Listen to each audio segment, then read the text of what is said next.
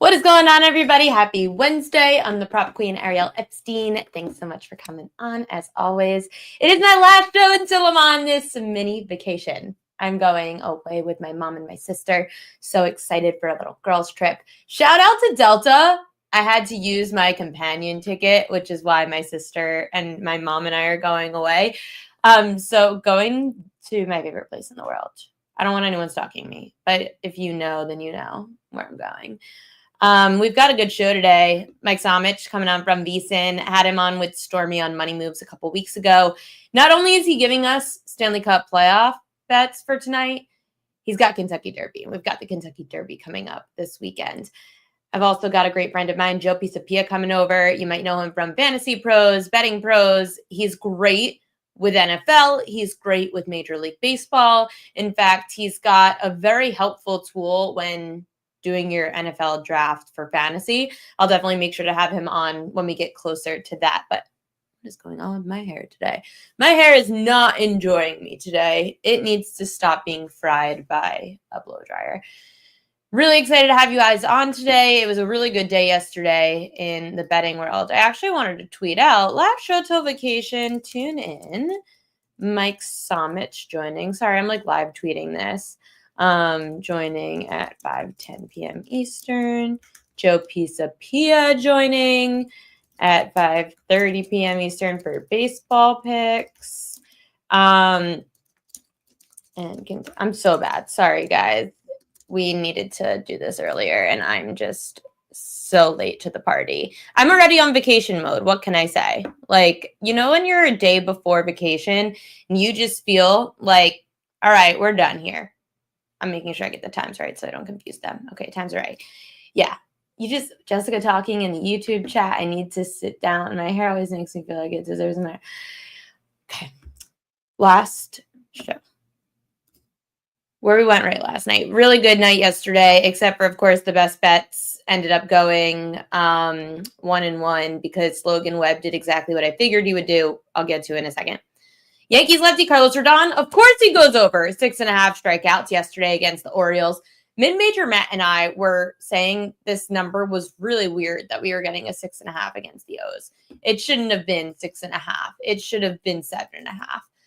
Maybe the book hasn't necessarily caught on to the splits with the Orioles because they really don't strike out that much against righties, but they strike out a ton against lefties. In fact, only one lefty has not gone over their strikeout prop so far against the Orioles. So cash the over on Carlos Rodon. He pitched well. The Orioles looked like a disaster. Pirates southpaw Andrew Heaney, he went under his 4.5 strikeout prop with 0 against the Cubs. So just to update you guys on the Cubbies. The Cubbies have been a very low K rate team all year. Right now, they're at the point where you only bet unders or stay away. 15 of the, I'm trying to do mental math, 15 of the 24 righties to face the Cubs have gone under their strikeout prop, averaging 4.3 strikeouts a game. So majority unders. Royals right-hander Michael Lorenzen, he went under 4.5 strikeouts with 4 strikeouts against the Rays, so we just cashed that. David Peterson, I knew I should have put this one in Royal Locks. I knew this morning when I was checking what hit and what didn't from the newsletter. I knew. I said Peterson hit. There's no, of course he did because I should have mentioned it. And of course he hits the under 4.5 Ks, which is 2 strikeouts against the Diamondbacks.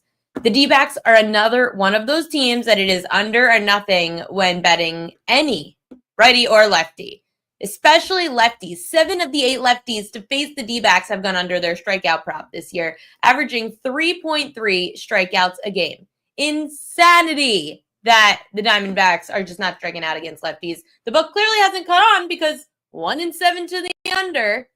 And then Jessica, she hits her OG Anunoby over 15.5 points. He had a sick 3 at the end of the game. Didn't matter. The Knicks still choked. What a surprise. The Knicks choked at home at the Garden. Do you know how expensive? It was like $500 getting that building. These Knicks fans wanted to party in the streets on 34th Street and 7th Ave. And what did they get? A big, fat L. Now the Knicks have to go back to Detroit. Boring. What else was boring? The fishing lines did not cash yesterday. Very sad day in the fishing line world. Twins did not beat the Guardians. That was a close 1-2-1. Under was probably the best call after 11 runs being scored the day before. Blue Jays did not cash. They got absolutely crushed 10-2 by the Red Sox, but we did get something really magical out of that game. I'll get to that in a second. Logan Webb. I think I'm done with him. That's it. It's over. No more Logan Webb. I can't do it anymore. I told you I was going to sleep last night. I didn't check the box score once. Not once. I had no interest. I knew Logan Webb was going to win or lose by 1. It did, and we lost. He goes over 5.5 Ks with 6 punch-outs. First time in 2 years that Logan Webb had 6 strikeouts against the Padres. Of course, right? Royal Lock, that's what happens. We just do that. Anyway, the thing that happened that was magical, in case you weren't following on social media yesterday and missed what happened during that Toronto Blue Jays and Boston Red Sox game. Here's the magic that happened in the outfield. Seems to normally have. Here's a drive to deep center. Varsho back. And did he catch that ball? Yes, he caught that. Guys, that was insane. Insane. He caught that. I know people were saying on social media he fell, had a bad read on it. That's bad. Okay. He still caught it. It was like a magic trick behind the back. That was insane. Anyway, that was one of the coolest things I've seen in baseball in a very long time. One of the weirdest things that I've seen recently, this happened today. So I'm looking at one of the plays that I'm going to give out later. Surprise, surprise. If you follow on the newsletter at thepropqueen.com, if you subscribe, you would have known at 10 this morning that I love Cade Povich today. I love a lot of things about this game today. Here's what I didn't love. I'm on DraftKings. I see Cade Povich over 4.5 Ks is minus 120. Then I see Cade Povich 5 or more Ks is at minus 135. Here's what happens. You go and say the SGP option. They're giving you the 5+. They're not giving you in the SGP option over 4.5. You can SGP it, but when you click the SGP option on DraftKings, they give you the 5+ option. So when you're trying to SGP this Yankees-Orioles game, they're giving you in your SGP option a minus 135, when if you really just checked around, you would have seen that Cade Povich is really at minus 120 to go over 4.5 Ks. You got to look around, guys. Like, this is the trick play. You're about to lay another 15 cents on your SGP for Cade Povich 5 or more. So silly. We're smarter than that. And by the way, Carlos Carrasco, his 4 or more Ks at plus 110, over 3.5 Ks was plus 110. That matched up. Like, I caught you, DraftKings. I was going to expose it on social media. I decided to save it for the show. I don't need DraftKings getting mad at me. But I thought that was very interesting and that it was a good lesson that everyone should be checking around. Sean Michael, instead the Knicks were cheering post-game, we want Boston. That's exactly what Knicks fans do, by the way. Knicks fans always are thinking ahead. And, of course, they want Boston. But they've got to win a series. And what? They're going to win one series. And that's going to be the end of it. You know why? Because Boston closed it out at home last night. That's what good teams do. Coming on the show now. From over at VSiN. Spoke to him for the first time on Money Moves with Stormy Tony. And I was like, oh my gosh, this guy's awesome. Great with hockey. We spoke a little baseball, I think, when he came on the show. But we're talking hockey today. And then I know that he is great with ponies.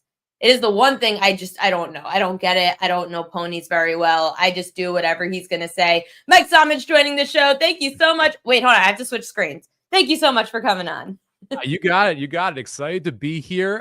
Look, I love betting some baseball props, but right now it is all hockey and horses for me. We got the Kentucky Derby this weekend. This is my Super Bowl week. So I got to come on and represent. How'd you get into ponies? My dad, actually. So not the most like personable guy. So whenever anything went wrong, he's like, hey, I'll take you to OTB, give you $20 to bet on the horses. And I grew up around this lifestyle. He grew up around Saratoga Springs, New York, and up there horse racing is religion, especially in August. Mm-hmm. You've got the Saratoga racetrack that's right there. So I've been going with my family since I was 3 months old to the racetrack and just got more and more into it as I got older. For people that are sports bettors, not really pony bettors, but of course, for any Triple Crown race, people love getting involved. What's your advice to them? Well, first off, understand the market, right? Unlike sports betting, where let's say you're playing like the Blues tonight and you got plus 160, and then all of a sudden there's a bunch of St. Louis money and the new line's plus 150, you're locked in at that plus 160 number and you're betting against the sports book. In horse racing, it's a pari-mutuel market. So you're betting into a pool of money, and then based on the number of winners, that money is dispersed. And so you're going to see the odds fluctuate in real time. So you may look at the odds right now in journalism, your favorite in the Derby, sitting there at 9-2 or 4-1, right around that range. You might see a lot of money on Saturday on journalism, and all of a sudden the price is at 7-2. You're competing with the other people that are betting the race. You're not competing with the racetrack. You're not competing with a sports book. You're competing with the general population. And to me, that's what makes the Kentucky Derby such an interesting race to bet on, because it is the one time all year we're going to have millions of dollars worth of public money into this pool, and that creates opportunities for gamblers. How do you take advantage of those opportunities?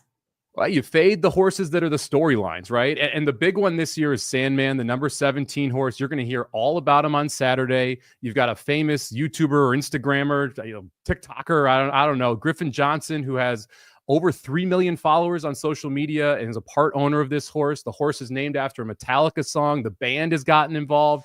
And we've seen it on the betting side as well. The horse was 10-1 in future books a few weeks ago. It was 8-1, released the morning line at 6-1. Now the horse is 5-1. You're consistently seeing him get bet. And from a handicapping perspective, probably the fourth, fifth best horse in the race, but kind of a head case, hasn't really figured out how to run yet. These are 3-year-old horses.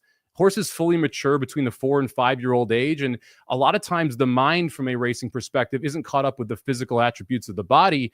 And you need a mature horse, especially when you're facing 20 other or 19 other horses in this case, to be able to get to the front and then hold on. If you go back, you watch Sandman's Arkansas Derby, he wins the race, but he's just running in and out and everywhere during the stretch. That's not something I'm looking for when I'm trying to pick the winner of the Derby. Speaking of winners of the Derby, Bob Baffert, I know he's back. How do we approach the Bob Baffert situation? Well, I actually, so look, I'm trying to bet horses to make money, so I'm not going to worry about all the other stuff, right? And I've happily cashed a Bob Baffert horse before, and I would do it again if I thought that was going to happen. What are you going to do, right? You can't beat him, join him. Look, this year is tough for him, and mainly because the pace of this year's Kentucky Derby is going to be blisteringly fast, and he's got 2 horses that want to be on the front end to win. If you look at Citizen Bull, the one horse, that's the champion from last year, won the Breeders' Cup Juvenile. He went gate to wire. So broke on top, never looked back, was able to take the field from start to finish. Rodriguez, the 4-horse, Bob Baffert's other horse, did the exact same thing in the Wood Memorial and has yet to win when stalking the pace, which means not being on the lead early in the race. Well, the problem for them is that there's 6 total speed horses in this race, and they drew both the inside and the outside posts, which are the worst possible posts for speed horses because you have to absolutely gun it with your hair on fire right out of the gate to get to the lead. So it's going to be tough for Bob this weekend, at least in the Kentucky Derby. He's got a lot of very good horses that are running, including Tenma, who's running in the Kentucky Oaks on Friday. But I think the Derby is not going to go well for him this year. Here's where you think it is going to go well, and you're going to have to explain these because I don't speak this language as well as you probably do. Explain your card. All right. So look, journalism, the 8-horse is your favorite. Very good horse, probably the best horse in the field. But at 4-1, that's an implied win percentage of around 20% if you want to be profitable. Really hard to win any race with 20 horses 20% of the time. So I'm going to look for a little bit of a price.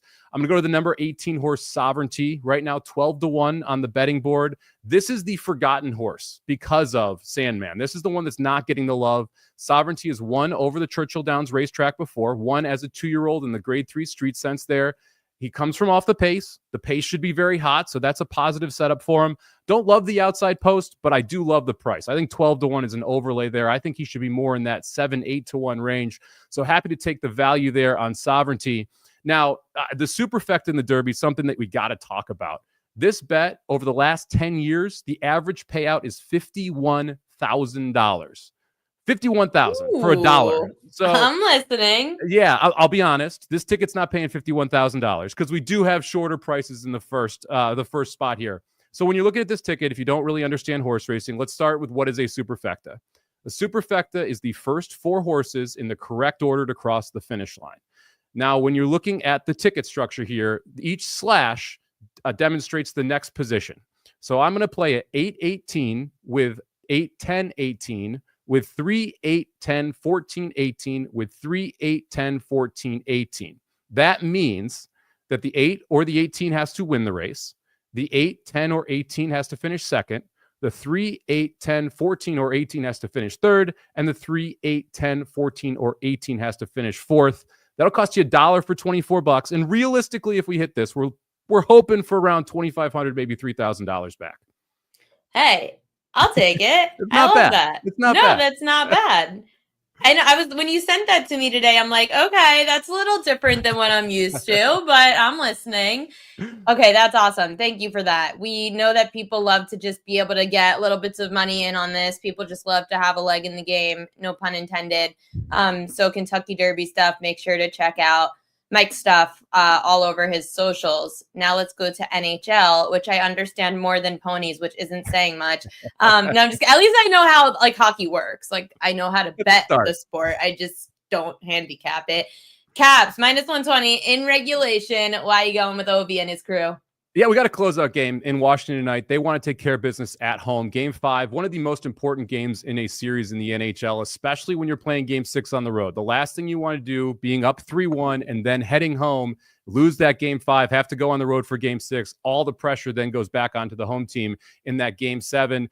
Capitals have been the better team in this series. You got to give Montreal credit. They've been plucky. But Washington is just the better hockey team. I priced this game out around minus 200 for Washington at home. I don't really love betting minus 200 shots, especially in the playoffs. I like the Capitals minus 120 in regulation. It's a way to get a better price here. And if you want to play the Capitals minus a goal and a half, I don't mind that either. That's plus 135 right now when I was looking out there.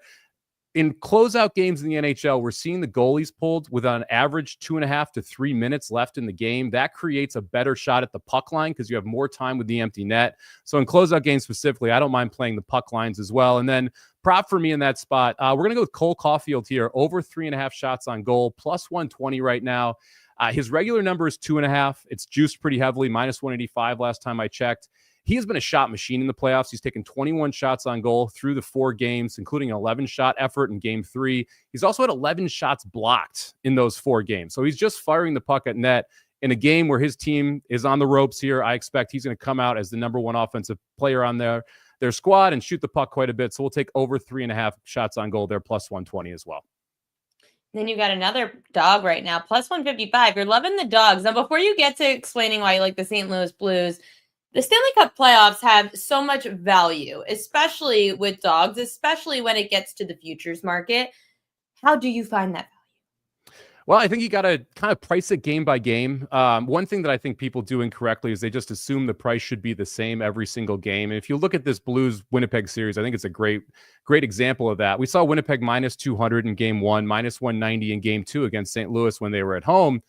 Well, it's a St. Louis Blues team that's young, doesn't have a ton of playoff experience, specifically in the forward unit, and needed to figure out how to play playoff hockey. We saw them learn that in Game 3 and Game 4 at home, where they absolutely stomped Winnipeg. And now they're going back on the road, and what we saw is the books respect it. They opened St. Louis at plus 145 range with Winnipeg at minus 160. Immediately, Winnipeg money started coming in. So you saw people say, no, this should be closer to that original line that we saw in Game 1 and Game 2. I disagree with that. I think this is a Blues team that learned from those first 2 games and specifically learned how to play playoff hockey as a younger team in Game 3 and Game 4. And from a pressure perspective, it is 100% on Winnipeg tonight. And it is 100% on their goalie, Connor Hellebuck, which got pulled in Game 3 and Game 4 after being an MVP candidate during the regular season. He's given up 4 or more goals in 10 of the last 14 playoff games.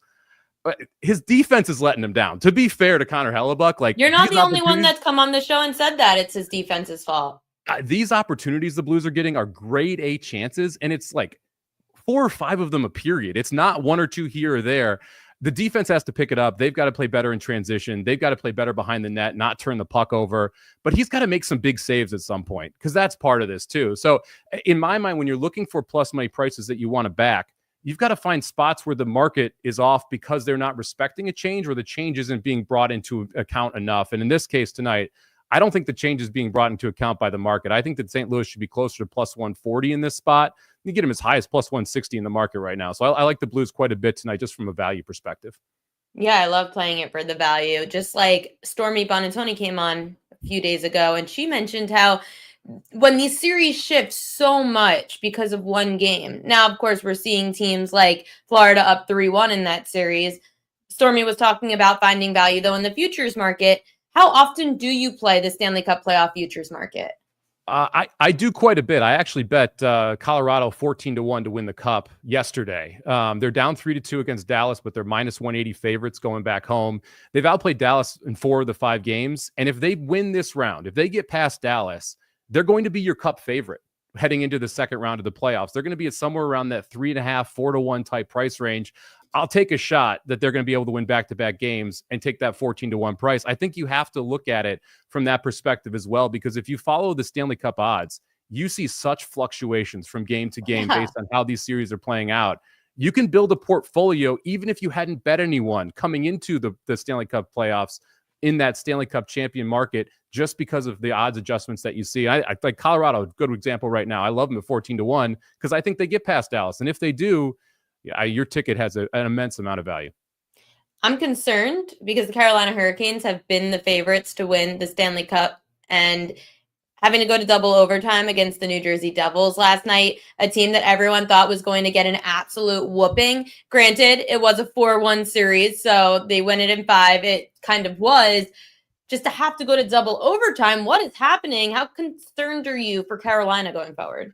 Well, I don't think Carolina can win the Cup. The unfortunate truth with Carolina, they're just not good enough. Like, they don't have enough offensive skill. If you watch that game, it shouldn't have taken double overtime to close that game out. They had 7 or 8 grade A chances in the first overtime and just couldn't put the puck in the net.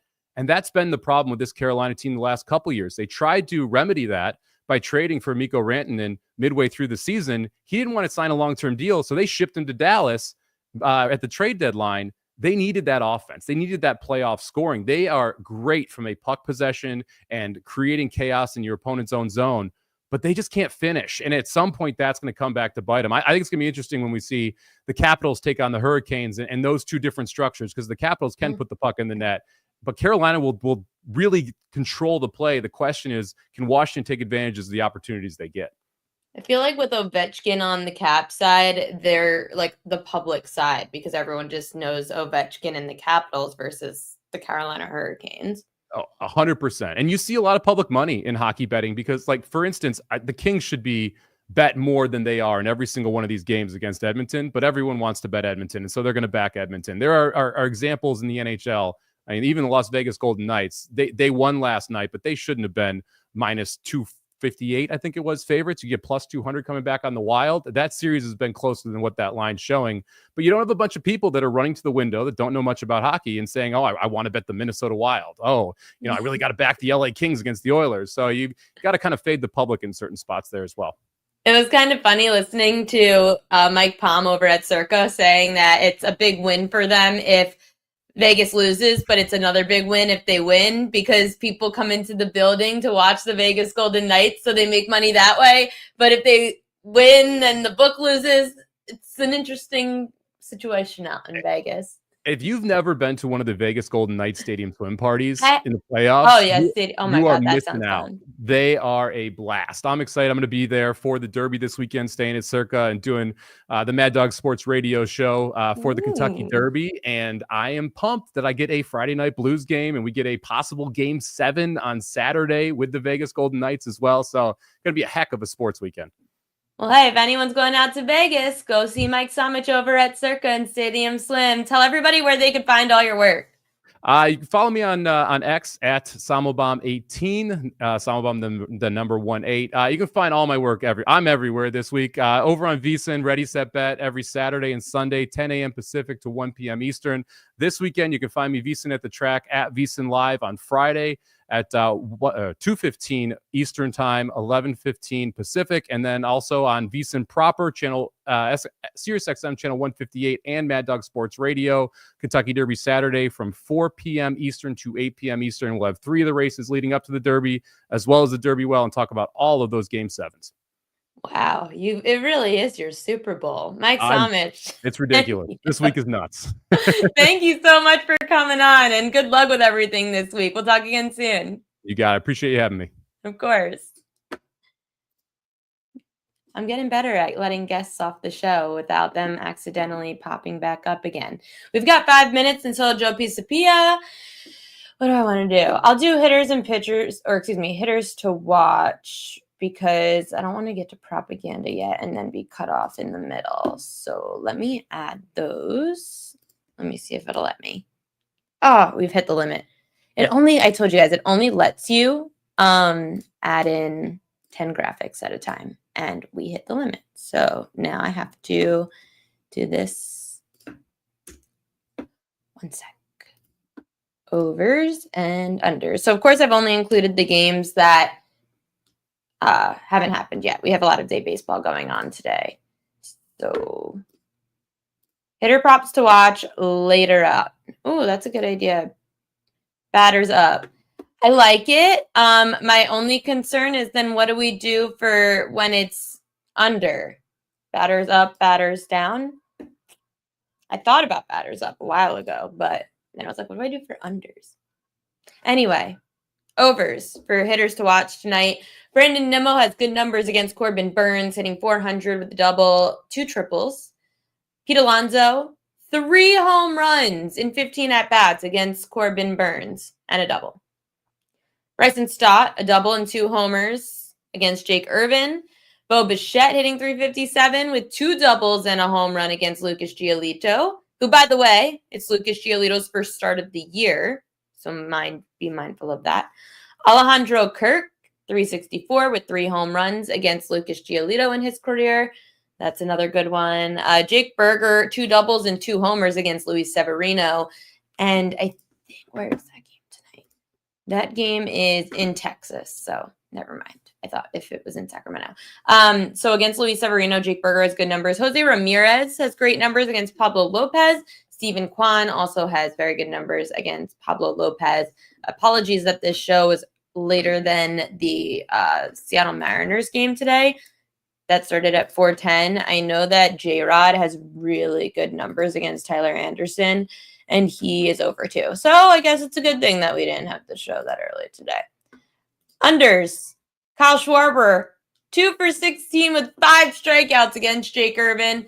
And Vladdy Guerrero, he is batting .222 with a double and 4 strikeouts against Lucas Giolito. What are you saying in there, Sean Michael? That's bad juju for bets? What are you talking about? What's bad juju for bets? Okay, we're going to have to clarify. Jessica said, I'll think of the unders. Watch me. Okay. Burns looks kind of washed. It's early. Down for the count. Yeah, but you gotta have to keep these segments the same name. You have to keep them the same name because it's the same segment with the overs and the unders for batters to watch. See? I know. Oh, Jessica's name she proposed is bad juju for the bets. Oh, okay. Anyway, enough with this jargon. I'm going to bring on my very good friend who every time I mention his name, I want a slice of pizza, and it's really unfair. You guys really have to check out Joe Pisapia's work, especially, baseball season, of course, but I use his, I think it's called the Black Book, right? Where you can use it for drafting your fantasy teams for NFL season. I use it every year. It's awesome. So Joe's going to come back, of course, when we get to that point. But we're not going to rush the summer yet. Joe Pisapia coming on the show. Thank you so much for coming on. Don't rush the summer. We're just getting good weather now. What are we doing? I know. That's the bad juju. You don't want to do that. It's beautiful out today.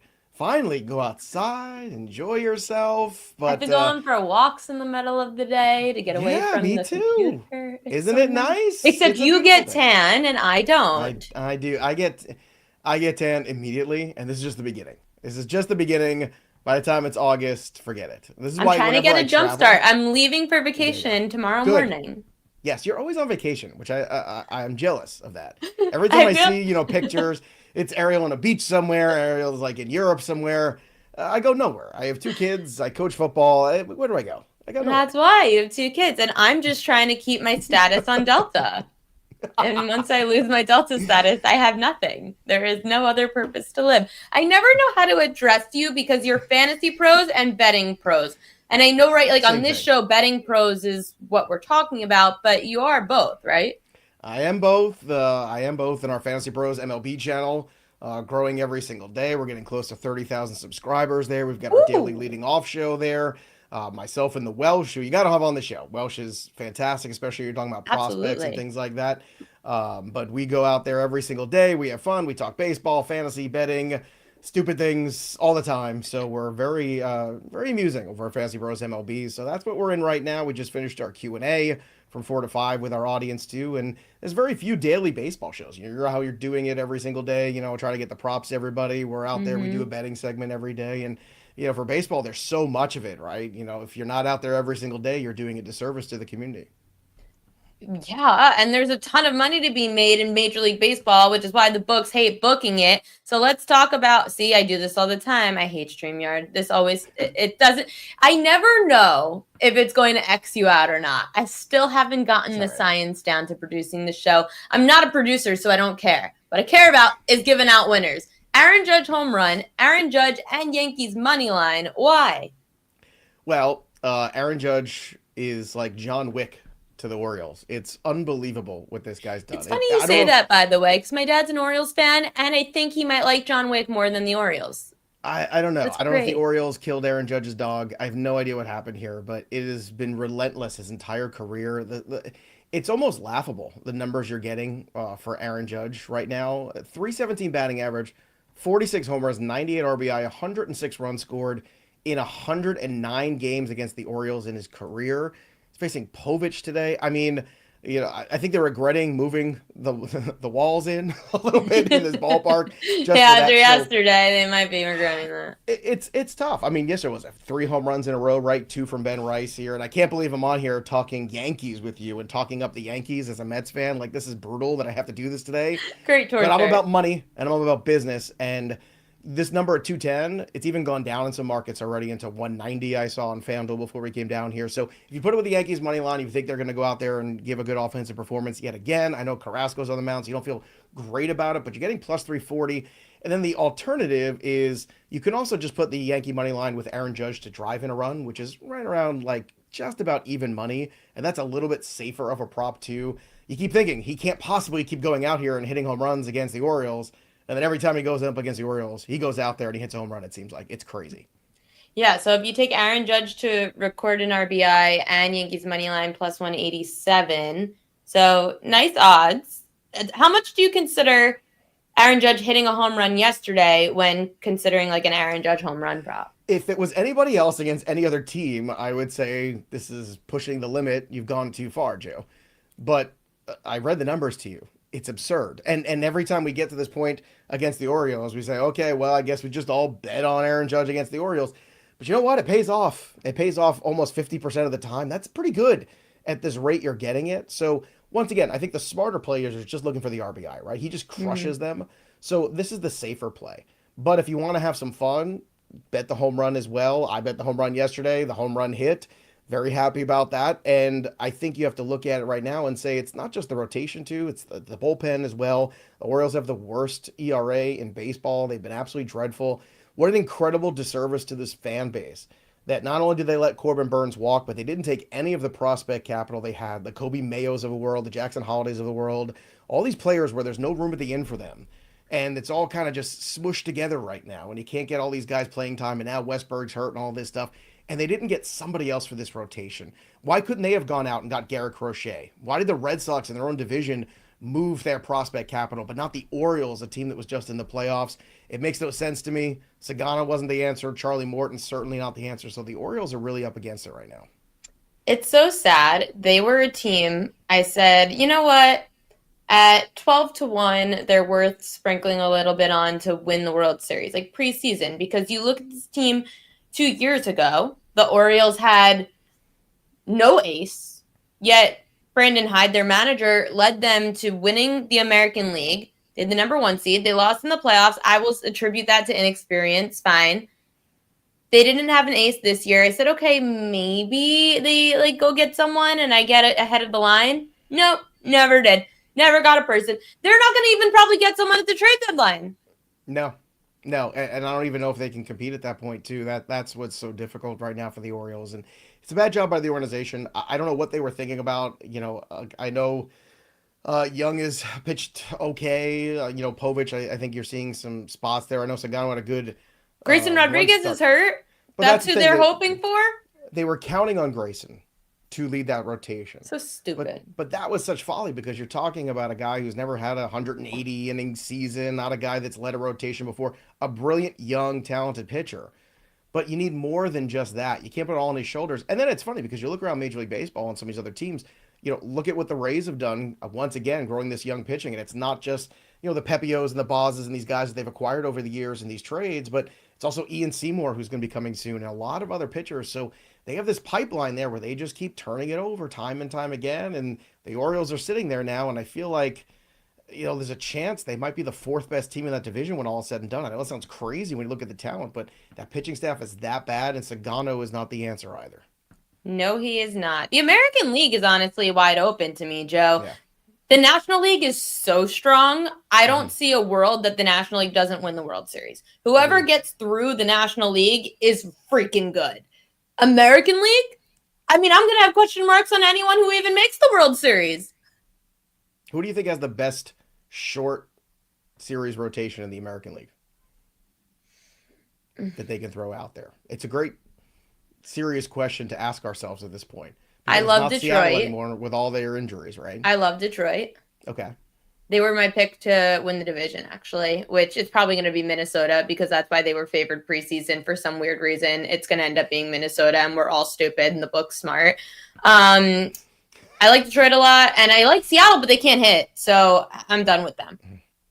Yeah, Logan Gilbert injury is not good either. No. That's certainly not a good one. Yeah. No, that's not good. In the American League East, it's a down year for them this year, to be honest. I know that everyone's playing kind of well right now, but it's a long season. I don't trust the Yankees to stay this hot. Their bats aren't going to carry them through the playoffs. The Red Sox, Lucas Giolito starting today for the first time all year. I don't trust him. I don't trust Crochet yet. Sorry. Yeah, no, but we could go to those Minnesota Twins. So you do at least nope, see, I do this wrong all the time. Can we please get Ariel a producer, please? I know, please. As somebody who you. used to produce their own shows, I feel your pain. I just want you to know. It's actually the job I hate the most. People say I've had a few interviews.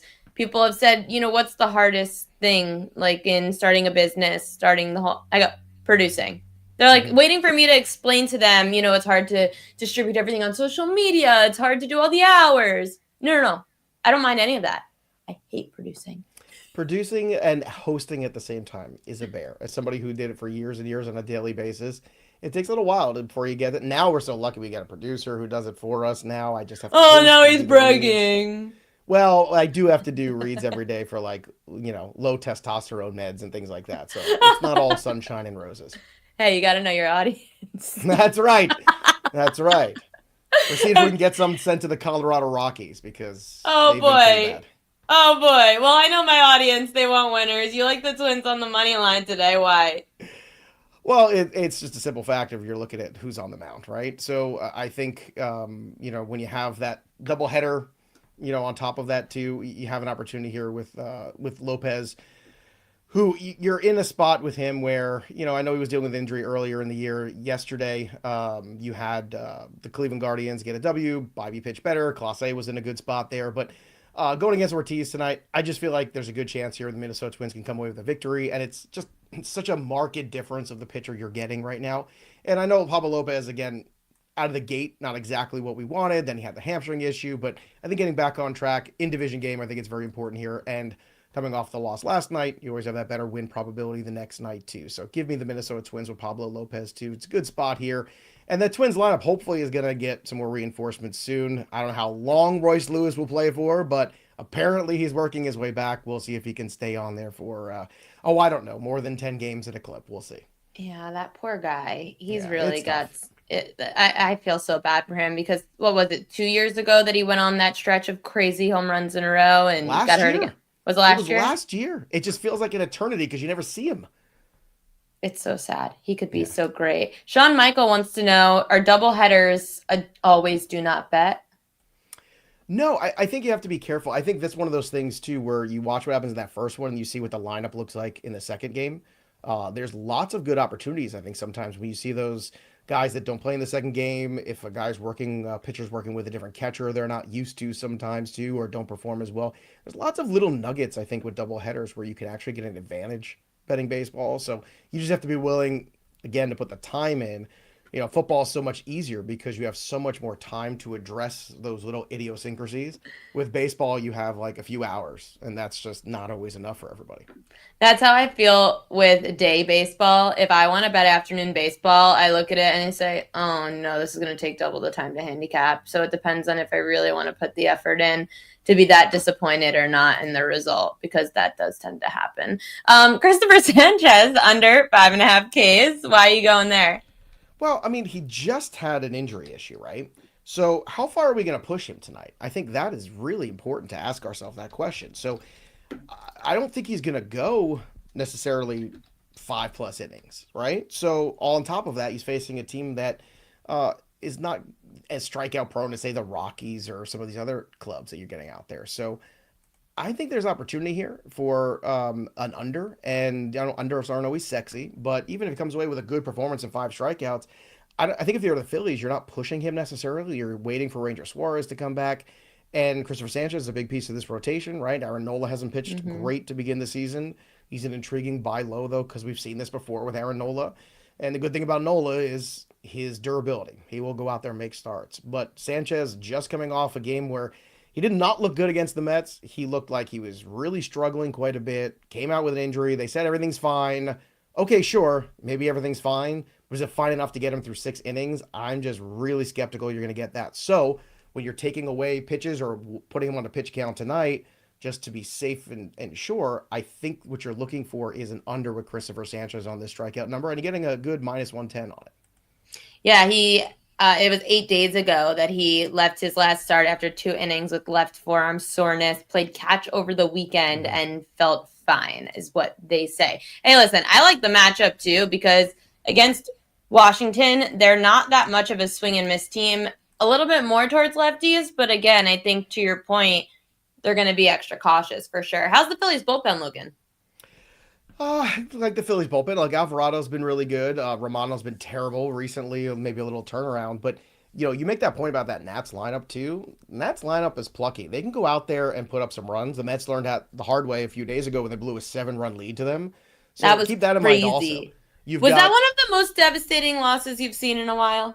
It would have been if they didn't go out and score 19 runs the next day. I think it would have been probably more in the devastating. moment. Were you ready to just jump off a bridge? No, I think that's what's so interesting about the different dynamic of this Mets team compared to previous Mets teams and the leadership that they have, not just of the players, but also the manager, where they recognize that's a bad day at the office and then they come out the next day and compete again. I think a lot of teams, that mental wear and tear of the season in games like that, you don't see that mental toughness. This team has that. And maybe it's because they just continued in the playoffs to somehow get past every single adversity. Last year, yeah. Well, that's the thing. Okay, well, we got our ass kicked tonight. All right, we're going to go out there and somehow find a way to win, even if it's on the last pitch of the game.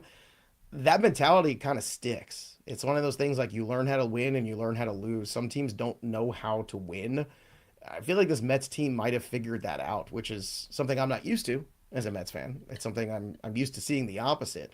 But the Nationals, I'm telling you right now, between Cruz starting to pick things up, Wood's a very good hitter, Abrams back in that lineup, Nathaniel Lowe doesn't get enough credit. He's a very solid guy in the middle of this order. They can really go out there and compete on a nightly basis, and they're one of my favorite teams to go cover in games like this too, because I feel like they can go out there and show that athleticism. They not only have the power, they have some speed too, and they're a problem. They're a young team that doesn't know any better, so they're just going to go out there and compete every night. Yeah, the Nationals are a team to definitely not sleep on. They're always one of those run line teams I like, with +1.5s and being a pretty big dog, which haven't seen too many that were bettable so far. So the book's catching on to them. How are you feeling about those Mets this year? You don't really have any pitching.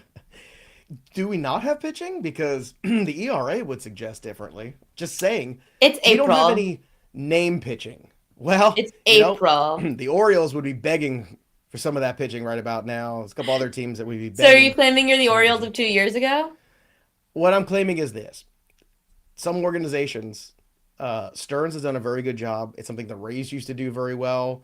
The Astros have done very well historically, which is find pitchers and find what they do best and then get the best out of them.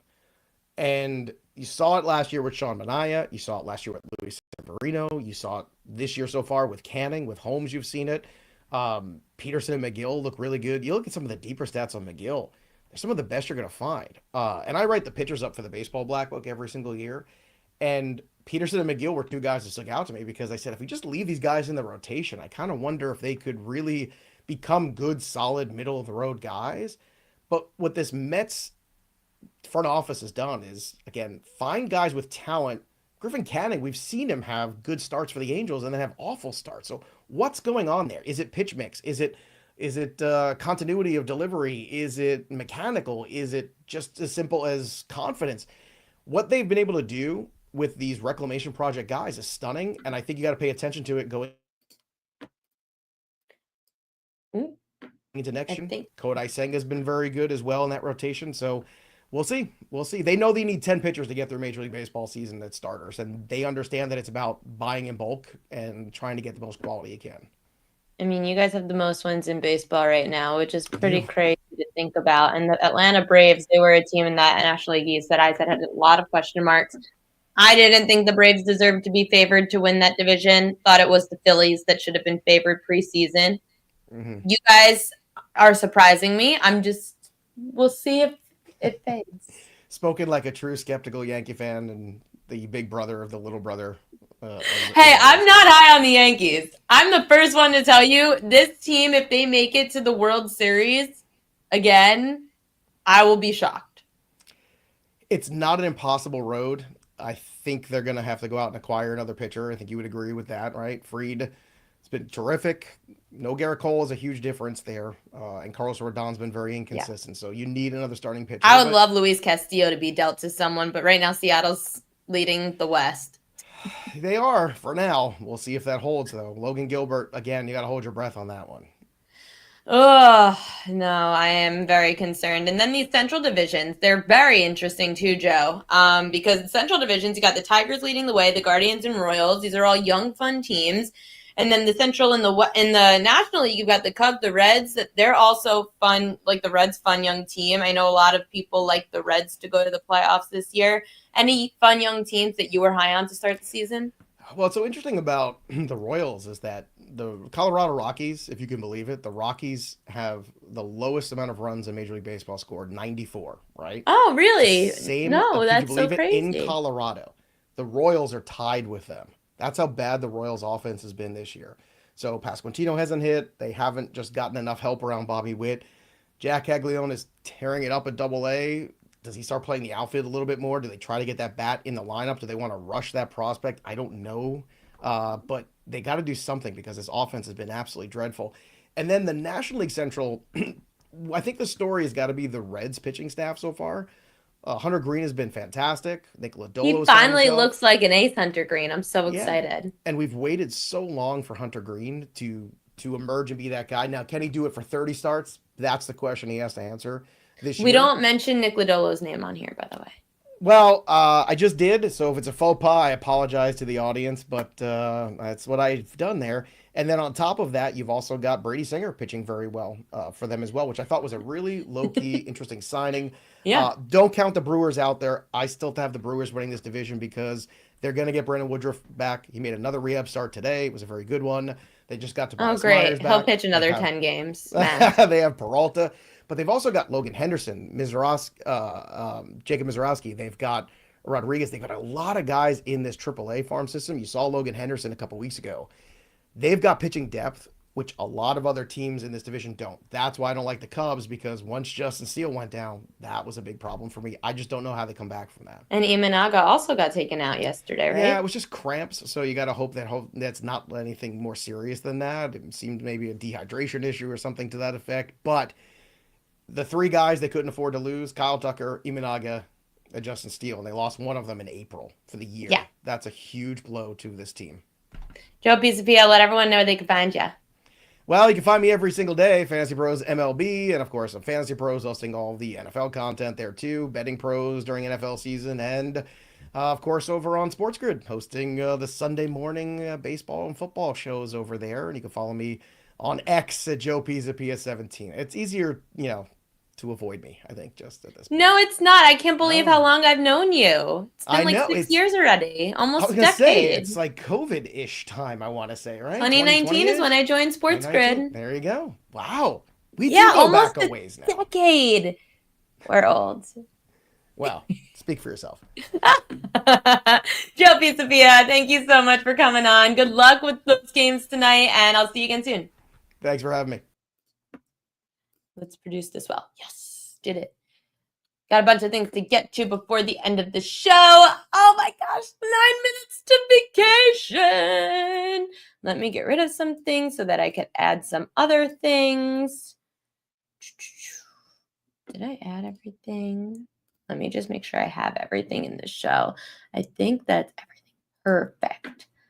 Let's get to propaganda.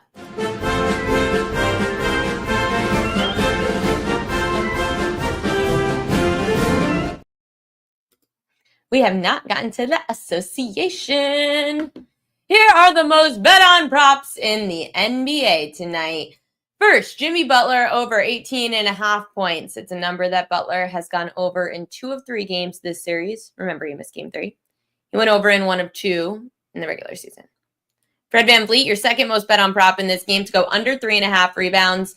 He went under in 2 of 4 in the series and under in 3 of 4 in the regular season. Draymond Green under 3.5 assists. It's a number he's gone under in 3 of 4 this series, but over in both regular season games with Jimmy Butler. So plus money price there. Alperen Sengun first field goal. Don't care about those props. Jalen Green under 4.5 rebounds is your 5th most bet on prop in this game.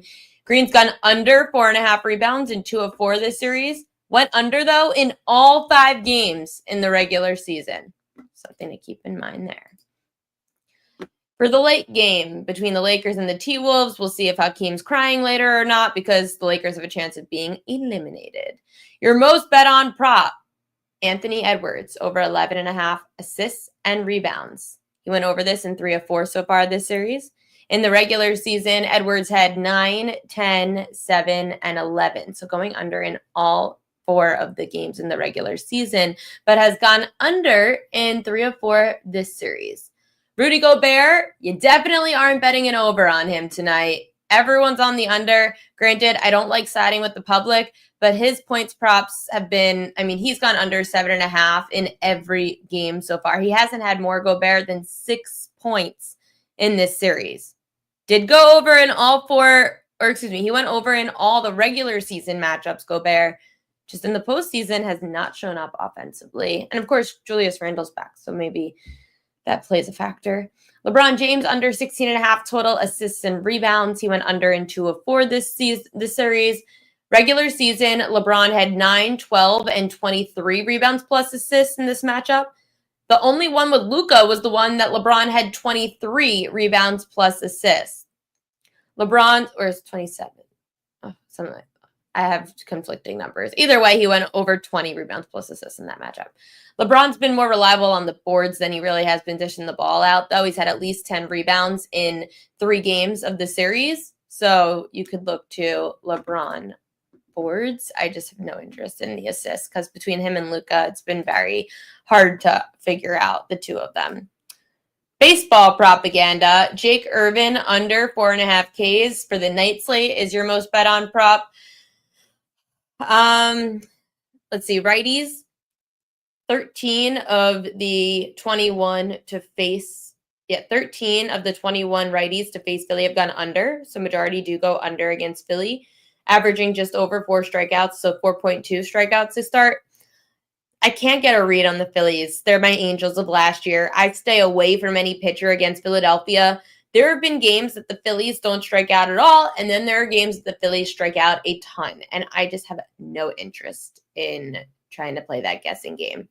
Tony Gonsolin under 4.5 Ks. That's not a surprise. It's his first start of the year, so people don't think that he's going to get the Ks, but what I will warn you against, that's a really tough matchup to go under in because that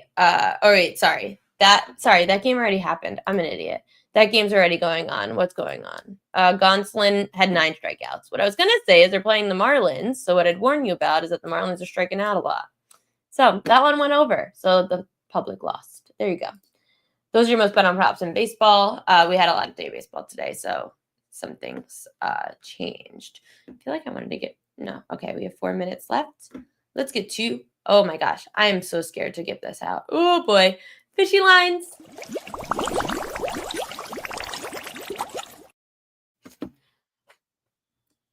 Fishy line of the day.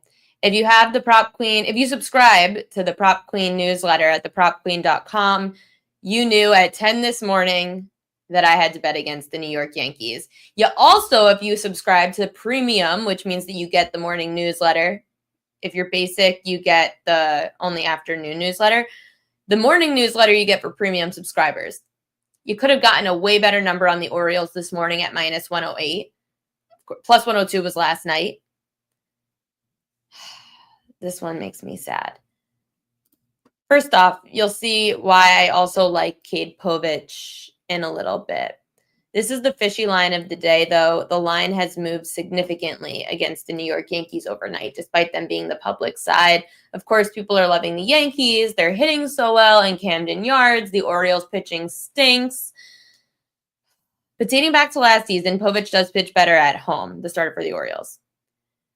The same cannot be said for the extremely untrustworthy Cookie Carrasco, who's given up at least 4 runs in both his road starts this year. The Orioles are hitting better at home. They're scoring 1.5 more runs per game at home than on the road. 3 of the last 4 lefties to face the Yankees allowed a maximum of 1 run. The Yankees struggled against lefties last year. Both of these bullpens are also going to be all arms available because they both have an off day tomorrow. They're both pretty rested too. They're better arms. Like Felix Bautista can pitch for the Orioles, their closer. The Yankees can have Luke Williams come in. I'm sure Devin Williams maybe. But the Yankees do have some pitchers available out of the pen as well. But the Orioles, they're going to want to win this series. They need some kind of really good momentum boost. So all arms are going to be available for them out of the pen. I could see Cade Povich going 5 innings. He pitched well against the Yankees in Camden Yards last year too. That's my fishy line of the day. It's Orioles or nothing. And if it doesn't hit, if the Orioles lose, and if one of my Royal Locks loses, I'm not talking to my dad and my brother for at least a week. They're in a complete timeout. Royal Locks.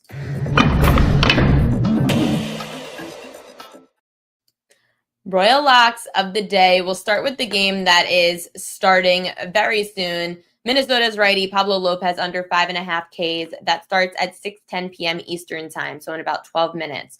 The Guardians started the year striking out a lot more than usual, but they've finally come back to themselves and are a low K rate team like they were last year. I'd never fade Pablo Lopez at home. On the road, I'll take a shot at it. This year, Lopez has faced 2 low K rate teams. He had 3 strikeouts against the Cards and 6 against the Royals.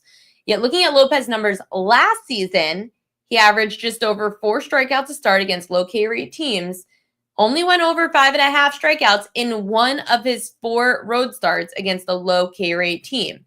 That's the Guardians. Righties, 9-14 over under their K prop, averaging just over 4 strikeouts a start against Cleveland this year. 4 of the last 5 righties to face the Guardians have gone under 5.5 Ks. Pablo Lopez under 5.5 Ks. Orioles lefty Cade Povich over 4.5 Ks. The Orioles southpaw, he gets a Yankees team that is striking out a lot. Povich averaged just under 6 strikeouts a start against high K rate teams last year versus lefties. That number went up to just over 6 strikeouts a start when pitching at home in those matchups. Lefties, 4 of the 6 that they faced have gone over the strikeout prop against the Yankees, averaging 6 strikeouts a start. In fact, 5 of those last 6 lefties have went over 4.5 strikeouts against the Yankees. I'm going to take the over on Povich. It matches up with the fishy line. He should stay in the game long enough. The Orioles should win. And Pablo Lopez should go under 5.5 Ks. I should have some more money to play blackjack when I go down to the Caribbean this week. I will be gone from tomorrow until Monday. Prop Queen Pod will be back on Tuesday at 5 p.m. Eastern time.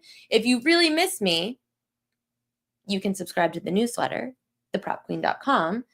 Mid-Major Matt and Jessica Brand are going to keep things afloat while I'm gone with the newsletter. They're going to be giving you out Major League Baseball, NBA plays throughout the weekend. You can also subscribe, please, to the YouTube page, and you can watch back some stuff in case you missed it. We had Kentucky Derby, we had hockey picks, we had futures, we had Major League Baseball. Go back to the YouTube, check it out, subscribe to the YouTube at Prop Queen Sports. Thank you guys for tuning in. I hope you all have a profitable evening ahead. I am off to the Caribbean, and I will see you all on Tuesday.